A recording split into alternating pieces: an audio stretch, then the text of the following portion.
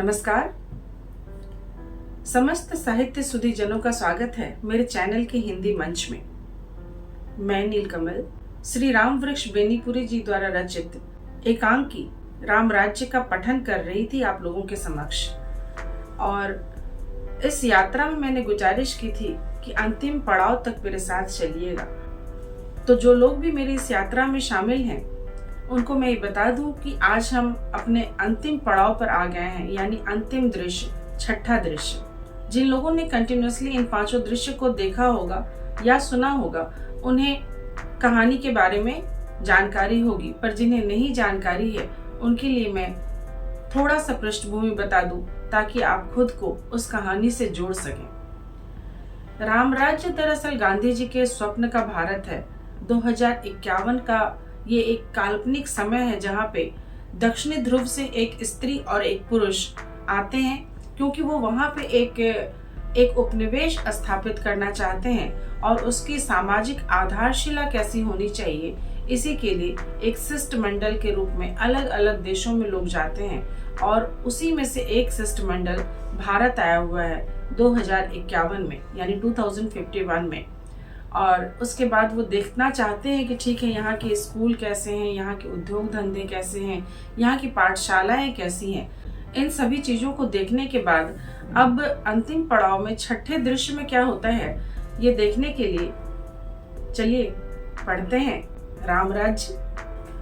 मैं थोड़ा सा ये बता दूं कि पांचवें दृश्य में दरअसल क्या होता है कि सारा कुछ घूमने के बाद, यानी उद्योगशाला, पाठशाला वगैरह घूमने के पश्चात स्त्री और पुरुष ये गुजारिश करते हैं कि हमें आप अपने राष्ट्रपति जी से मिलवाइए। जो स्वागताधिकारी होते हैं उनको वे लोग कहते हैं कि हमें आप अपने राष्ट्रपति जी से यदि मिला सकें तो आपकी बड़ी कृपा होगी। तो छठे दृश्य में हम चलते हैं और देखते हैं कि क्या होता है। मोटर के भोंपू का शब्द। स्त्री कहती है नमस्कार, पुरुष भी कहते हैं नमस्कार, और राष्ट्र सेवक कहते हैं, राष्ट्र सेवक के पास ये लोग आए हुए मिलने के लिए, क्योंकि आपको ध्यान होगा कि जब उन्होंने ये गुजारिश की थी कि हमें अपने राष्ट्रपति से मिलवाइए, तो उन्हें ये जवाब मिला था कि हमारे यहाँ अब राष्ट्रपति नहीं होते, क्योंकि हम उन्हें राष्ट्रपति कहते नहीं है, क्योंकि पति शब्द से कहीं ना कहीं अधिकार और वर्चस्व का भान होता है, इसीलिए उसकी जगह हम राष्ट्र सेवक शब्द का प्रयोग करते हैं। और छठे दृश्य में ये स्त्री और पुरुष राष्ट्र सेवक से मिलने आ चुके हैं, यानी कि हमारे राष्ट्रपति 2051 के काल्पनिक रूप से। तो राष्ट्र सेवक कहते हैं नमस्कार देवी जी, नमस्कार महोदय, आइए पधारिए। तो देख लिया हमारे बापू के राम राज्य को? पुरुष कहता है देख लिया, प्रसन्न हुआ। स्त्री प्रसन्न ही क्यों, हम तो विस्मय विमुग्ध हैं, और जो कसर थी उसे आपके दर्शन ने पूरा कर दिया। आप गांधी जी के साथी? राष्ट्र सेवक कहते हैं साथी नहीं, उनका अनुयायी। मैं तो तब 12-13 वर्ष का था। हाँ, ये आंखें धन्य है जिन्होंने उनकी सूरत देखी थी, और यह शरीर धन्य है कि यह उन्हें अर्पित था। देखिए यह। स्त्री ओहो।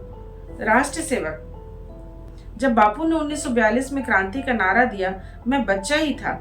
एक थाने पर चढ़ाई हुई, उस पर राष्ट्रीय झंडा फहराने के लिए मैं बंदर की तरह उछलकर जा चढ़ा। नीचे से गोली दागी गई, उसी का यह चिन्ह है। तो राष्ट्र सेवक के पास जब मिलने पहुंचते हैं तो अभिवादन वगैरह के बाद क्या होता है कि वो कहते हैं कि अच्छा, आप लोग जो आगंतुक हैं वो कहते हैं कि अच्छा आप उनके साथी थे, गांधी जी के साथी थे? तो उन्होंने बोला नहीं, साथी नहीं, मैं तो उनका अनुयायी था, यानी कि उनका फॉलोअर था। और ये आंखें बहुत धन्य है कि उन्हें देख पाई, और ये शरीर बहुत धन्य है कि हमारे देश सेवा के काम आ पाया। और फिर वो एक शरीर के ऊपर एक चिन्ह दिखाते हुए कहते हैं कि ये देखिए, ये चिन्ह तब का है जबकि 1922 में गांधी जी के साथ मैं आंदोलन में शामिल था, और वहाँ एक थाने पर चढ़ाई हुई थी और उस पर चढ़ के झंडा फहराना था, तो मैं ही वहाँ पे गया था और मैंने ही झंडा फहराया था। लेकिन जैसे ही मैं ऊपर पहुंचा वैसे ही नीचे से गोली चला दी गई थी, जिसका दाग आज तक मेरे शरीर पे है। तो आपको याद होगा कि ये असहयोग आंदोलन के समय की बात है, और 1922 में आंदोलन जो है वो हिंसक हो गया था चौरी चौरा कांड में, और उसके बाद हिंसक होने के बाद गांधी जी ने असहयोग आंदोलन को वापस ले लिया था। स्त्री कहती है उफ, कैसी यह बर्बरता, पुरुष, शासन का मोह हमसे क्या नहीं करा सकता है। राष्ट्र सेवक, इसीलिए बापू कहा करते थे, सबसे अच्छा शासन वह है जिसमें कम से कम शासन किया जाए। आपने हमारे राष्ट्र में कहीं ऐसा देखा है जहां शासन का कोई दबाव आपको अनुभव करना पड़ा हो?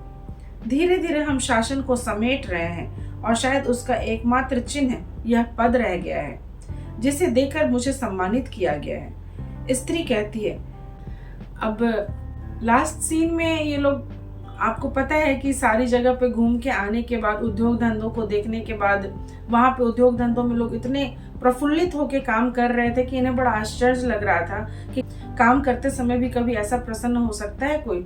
ठीक उसी तरह जब वो स्कूल गए तो वो एक औपचारिक शिक्षा वाली स्कूल नहीं थी, बल्कि अनौपचारिक शिक्षा वाला स्कूल था, जहाँ बच्चे किसी क्लास में बटे हुए नहीं थे, किसी वर्ग में बटे हुए नहीं थे, किसी कक्षा में बटे हुए नहीं थे, बल्कि सब मिलके एक कार्यशाला की तरह वहां पे काम कर रहे थे, एक वर्कशॉप की तरह काम कर रहे थे।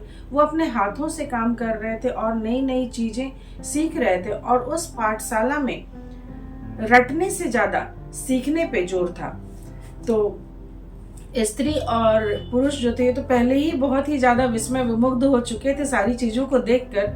अब यहाँ पर जब ये राष्ट्र सेवक से मिलने आए हैं तो अपना एक्सपीरियंस वो शेयर कर रहे हैं, अपना अनुभव वो साझा कर रहे हैं उनके साथ, और कहते हैं, तो स्त्री कहती है कि कोई सेना नहीं, कोई शासन नहीं, एक विचित्र समाज बना रखा है आप लोगों ने।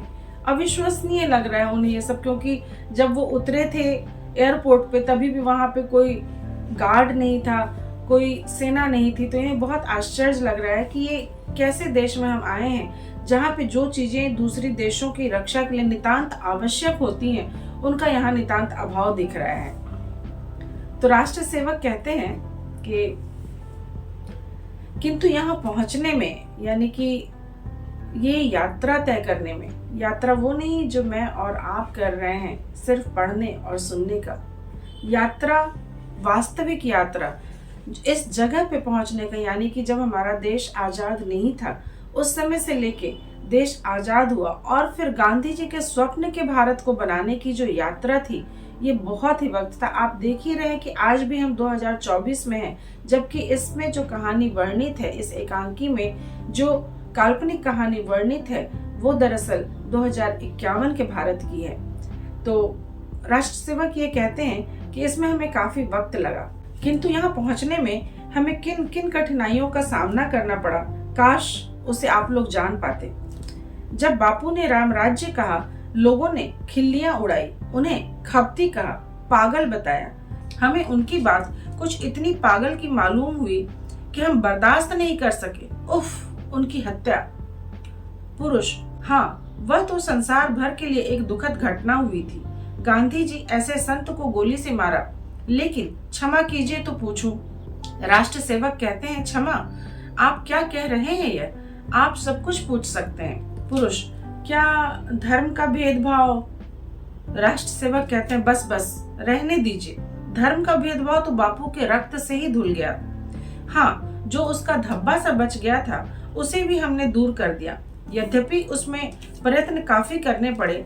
अब हमारे विश्वासों की विभिन्नता, विचारों की विभिन्नता उसी तरह स्वाभाविक मानी जाती है जैसे मुखाकृति की विभिन्नता। कहावत भी है, मुंडे मुंडे मत भिन्न, यानी कि हर व्यक्ति का मत अलग होता है, मत विभिन्न होता है। इस मत विभिन्नता को यदि हम सामंजस्य के साथ सुलझा सकें तो हम सक्सेसफुल होते हैं, अदरवाइज तो फिर आपको पता ही है क्या होता है। तो राष्ट्र सेवक भी कहते हैं कि इतना ज्यादा जो डाइवर्सिटी थी, जो विभिन्नता थी, उसे हमने अब समेट लिया है और हम मिलजुल के रहते हैं। उनका ये कहना है दरअसल कि जब तक आप किसी चीज को स्वीकार नहीं करते तब तक ही समस्या होती है। यदि आप किसी चीज को स्वीकार कर लेते हैं तो वो समस्या रह नहीं जाती। तो जब आपने ये स्वीकार कर लिया कि ठीक है, अलग धर्म, अलग भाषा, अलग जाति के लोग हैं, तो ये कुछ उसी तरह से जैसे कि सबकी मुखाकृति अलग अलग होती, दो लोग एक जैसे नहीं होते, हर व्यक्ति का चेहरा अलग होता है। तो जब आप ये स्वीकार कर लेंगे कि जिस तरह से हर व्यक्ति की मुखाकृति अलग है, हर व्यक्ति का चेहरा अलग है, ठीक उसी तरह से उसकी सोच भी अलग है, तब हमें ज्यादा दिक्कत नहीं होती। और हमारे उस समय के जो राष्ट्र सेवक हैं वो यही कह रहे हैं कि हमने इस विभिन्नता को समझ लिया है, अपना लिया है, स्वीकार कर लिया है। तो वो प्रश्न करते हैं कि किसी दो के चेहरे एक हैं, तो फिर हृदय और मस्तिष्क कैसे एक से होंगे?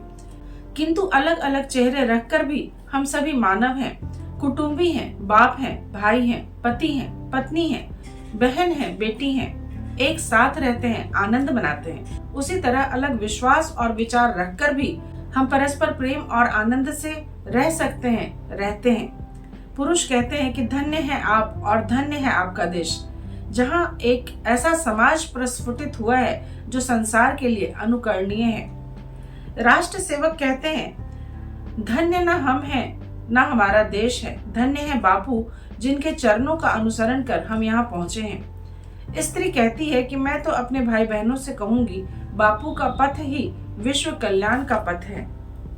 हमें उसी ओर बढ़ना चाहिए जहां मानव मानव का भेद नष्ट हो चुका है, जहां श्रम के साथ संगीत जुड़ा हो और संगीत के साथ शिक्षण, जहां बच्चे फूल की तरह स्वतः प्रस्फुटित होते हों और नारियां तितलियों की तरह सुंदरता रखकर मधुमक्खियों की तरह संचयशील हों, और सबसे बढ़कर जहां शस्त्र बर्बरता के चिन्ह माने जाते हों और शासन व्यक्तित्व के लिए बंधन।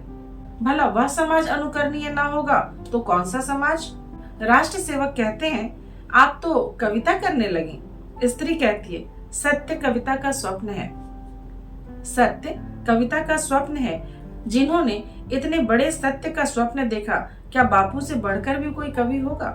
पुरुष कहते हैं अपने देश की ओर से हम भी उनकी स्मृति में सर झुकाते हैं, नमस्कार बापू। स्त्री कहती है नमस्कार बापू। पुरुष कहते हैं तो हमें विदा की आज्ञा दीजिए। राष्ट्र सेवक कहते हैं आप दोनों का पथ मंगलमय हो।